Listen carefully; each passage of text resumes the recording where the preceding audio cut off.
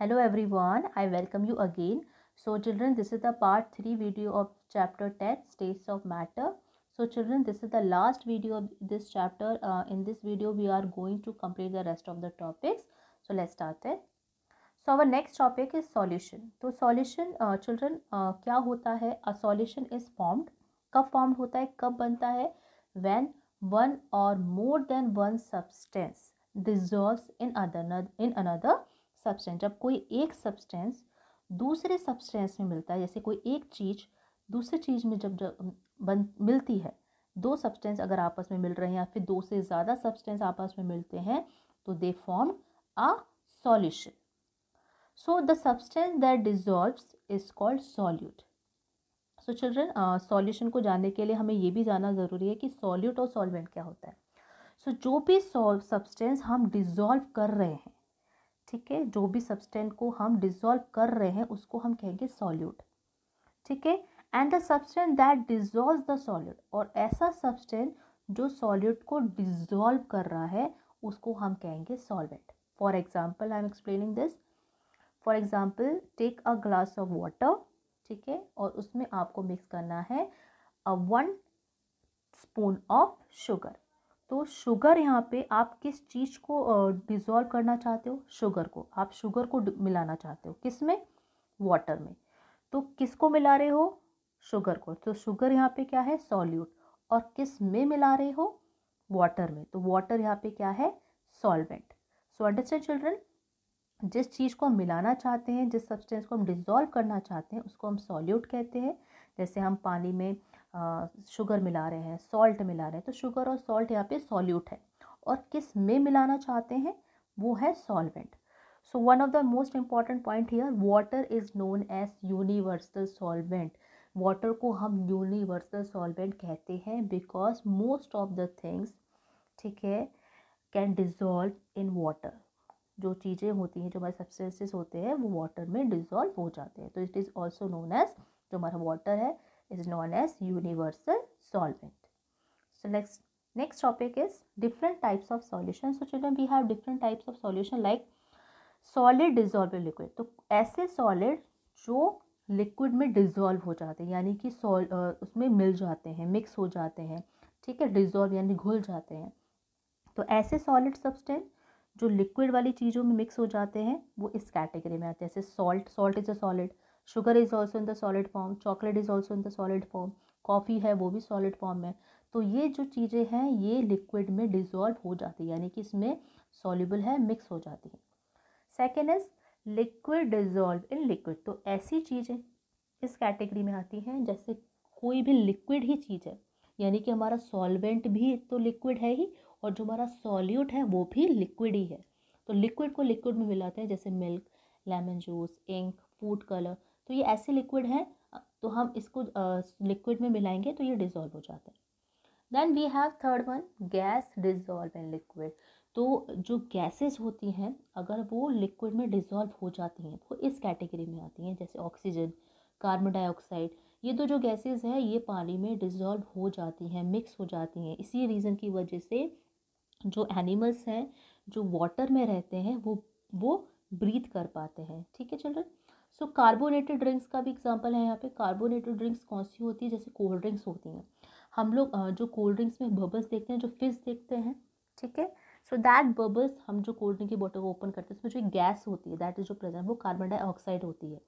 जो cold drink हम पीते हैं वो कार्बोनेटेड ड्रिंक्स होती हैं, उसमें कार्बन डाइऑक्साइड प्रेजेंट रहती है जिसकी वजह से उसमें बबल्स भी बनते हैं। So I hope you understand this topic. So next is substances.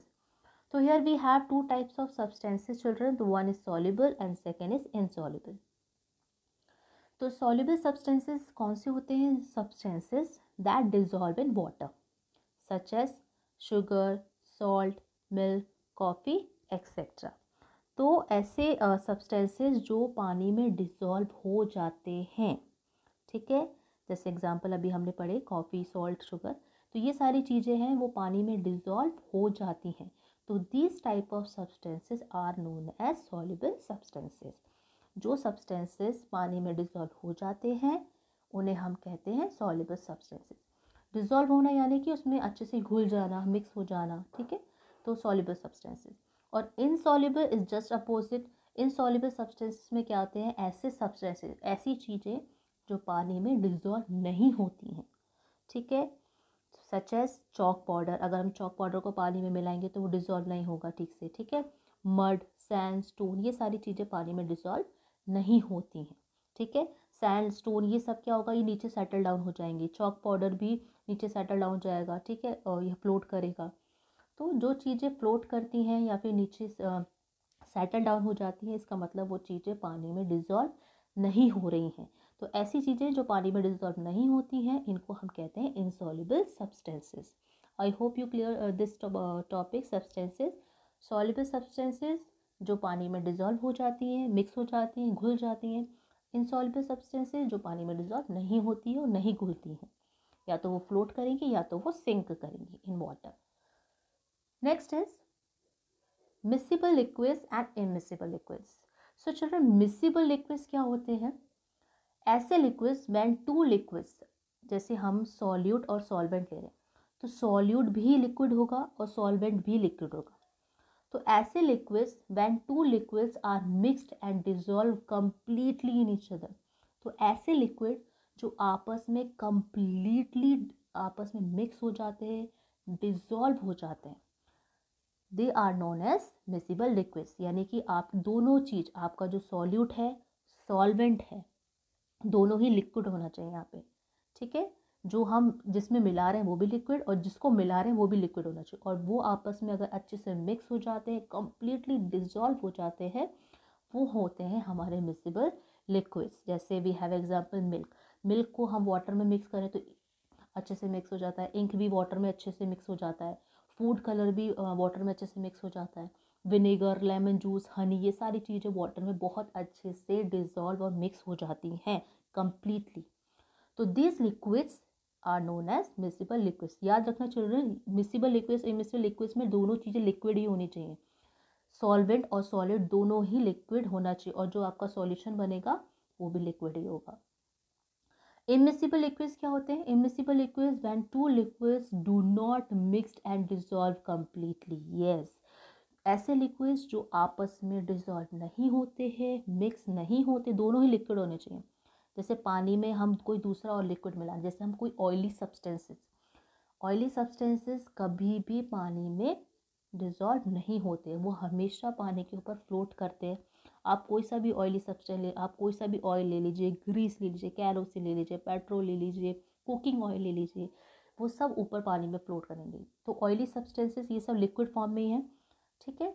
तो ऐसे लिक्विड्स जो पानी में डिसॉल्व नहीं होते, बिल्कुल भी मिक्स नहीं होते, they are called immiscible liquids. So next is physical changes. तो physical changes children, physical changes occur when a substance changes but no new substance is formed। Physical change का सिंपल सा मतलब बेटा चिल्ड्रन, जो physical change होता है यानी कि उसका अपीयरेंस चेंज हो रहा है, शेप चेंज हो रहा है, साइज चेंज हो रहा है, पर कोई भी नया सब्सटेंस निकल कर नहीं आ रहा है, कोई भी न्यू सब्सटेंस निकल के नहीं आ रहा है। तो physical changes occur when the state of a substance changes, जैसे मेल्टिंग, इवेपोरेशन, फ्रीजिंग, कंडेंसिंग, ये सब फिजिकल चेंजेस हैं। और सब्सटेंस, कोई भी चीज़ को अगर हम क्रश करते हैं, ग्राउंड और कट करते हैं, ठीक है, स्मॉल पीसेस में, जैसे हमने वेजिटेबल को चॉप किया, ठीक है, हमने किसी भी पेपर को क्रश किया, फिर किसी चीज़ को क्रश किया, तो ये सब फिजिकल चेंज है।